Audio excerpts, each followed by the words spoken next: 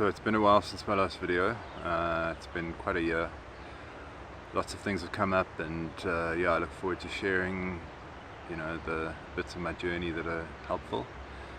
So I plan to get into videos again, and I've got a lot to share, so looking forward to it. Today I wanted to talk about change, and what I mean by change is addictions, negative behavior, anything about yourself that you don't like or that's causing consequences in your life that you'd like to change. So I think everyone suffers from this to some degree or another pretty much all the time. I don't think anyone is exactly the way they want to be or behaves exactly the way they want to be. So this is kind of an ongoing struggle that we have. But there's definitely an approach to this that is not helpful and quite negative. And that's kind of what I want to tackle. A lot of people ask me, how do I quit vaping or, knocking some kind of an addiction? And so this is kind of inspired by that. So the first thing to understand is, or to appreciate is, in all these things, the most important thing is why.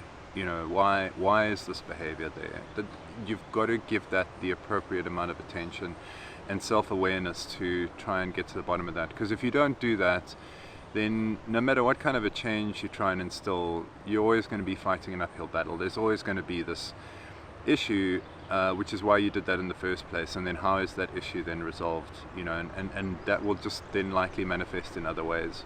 So that's kind of the first step. And I don't want to talk about that during this video. I mean, I'll make other videos around those kind of topics. But so, the first step is just to, check yourself and say, why am I doing this? And is there something that needs healing? Is there something that needs attention that I should be focusing on, to try and get me into a place where this isn't such a emotional dependency for me, it's not filling such a hole. But let's say you've kind of done that, or you've done that to the level of satisfaction that you can do, or that you're kind of ready to embark on the next step of then kind of removing this habit or breaking this addiction or breaking the cycle of behavior. So, this can be anything from smoking, drinking, eating too much, gambling, porn, sex addiction, negative social behavior, any kind of habits, process addictions, anything like that. And how the pattern usually forms is that there'll be an emptiness inside you, or a need, an unfulfilled need, and you do this particular thing. Maybe you eat or whatever, have a big chocolate, or you have a cigarette, or you get drunk or whatever, and during that time there's a feeling of fulfillment, there's a feeling of something positive, a positive restoring force during that time. And that then becomes an association in your mind, like, okay, well, when I'm feeling down and then I do that, then I feel a little bit better. It doesn't solve the problem, but I feel a bit better, so it's something, And so the pattern usually follows that you'll do that for a while, and then there will start to form a negative consequence in your life. So for eating, you might start to gain weight or become unhealthy. If you're not exercising or anything like that, you might start to feel it in your body. Smoking, has its own obvious negative effects. Gambling, whatever it is. So these consequences start to show up, and after a while, the consequences start to get more significant than this benefit that you were getting, right? This feeling of relief that you were getting. Now all of a sudden the consequences are starting to have a real impact on your life. So once that happens, then the cycle changes slightly. And the cycle is basically, this is very kind of high level obviously, but the cycle is basically then craving, right? You feel this need, and so you want to fulfill it. Craving, then satisfaction or consumption. You do the thing that that you don't want to do, and then followed by self-loathing, right? So you've just gotten drunk, you wake up the next morning, you've just had a cigarette even though you didn't want to, you've eaten even though you're trying to diet, etc., etc. Afterwards, you suddenly loathe yourself completely. You're like, oh, this is so bad, I feel worse, this is terrible, why can't I stop doing this, right? So there's this period of self-loathing. And this three-way cycle is very, very destructive. So usually when people try and break habits, they focus on number 2, okay, the second part of the cycle, which is the consumption, the actual act of doing this thing. And they try and remove that. So they try and do like a forced abstinence, right? I won't eat, or I won't eat unhealthy foods, or I will not smoke, or, you know, I won't gamble, or I won't, you know, engage in this negative behavior, drink, or whatever it is. So they try and do that and pay little attention to the other two, right? And that's kind of an uphill battle, because you still have the craving. And I'll get onto the self-loathing again just now. So that's where most of the focus is just on this pure abstinence, right? And it doesn't work very well. It doesn't work very well. Sometimes people will also address the craving. So if you're a smoker and then you take nicotine patches or chewing gum or something like that, so you're saying like, okay, well, let me minimize the craving via an outside source, not looking inside yourself, but like literally let me use a chemical to try and minimize that, and then push hard on the abstinence. So for me, if I was to advise somebody on this, I would ignore number 1 and 2, and I would focus only on number 3. That's the only one that matters to me, right? It's the self-loathing. Because no matter what it is that you're trying to give up or take up or change, it is going to be a very difficult process. You're going to struggle with it. I mean, it's almost certain that you're going to struggle with it, because if you weren't struggling with it, this wouldn't be a conversation, right? These are always struggles. So you're going to struggle with it. It's going to be very, very difficult. It's going to take you to a rock bottom inside yourself where you're desperate and you want to give up and you can't take it anymore, right? So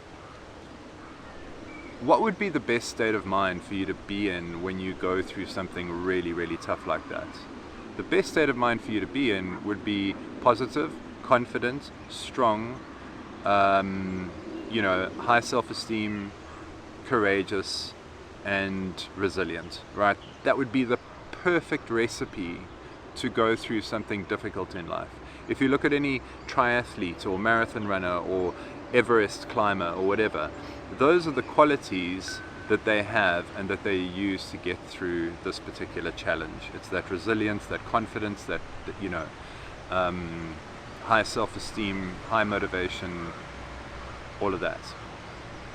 So the problem is that if you entertain the self-loathing that comes along with not being successful at giving up something, you basically become the exact opposite of that.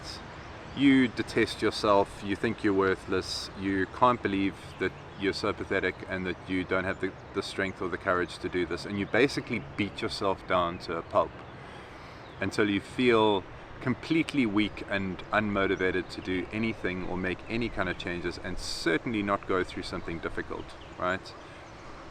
So it's a completely self-destroying cycle, self-fulfilling cycle. So how do you solve that? Well, the thing that you have to do, the problem that you get into when you get into that cycle, is that you don't actually commit to smoking, for instance, or not smoking. You're smoking, but you don't want to be smoking. But you're not quitting because you can't quit. So you're nowhere. You're not in any one place. You're just this perpetual kind of failed experiment that's just not working, right? This disappointment to yourself.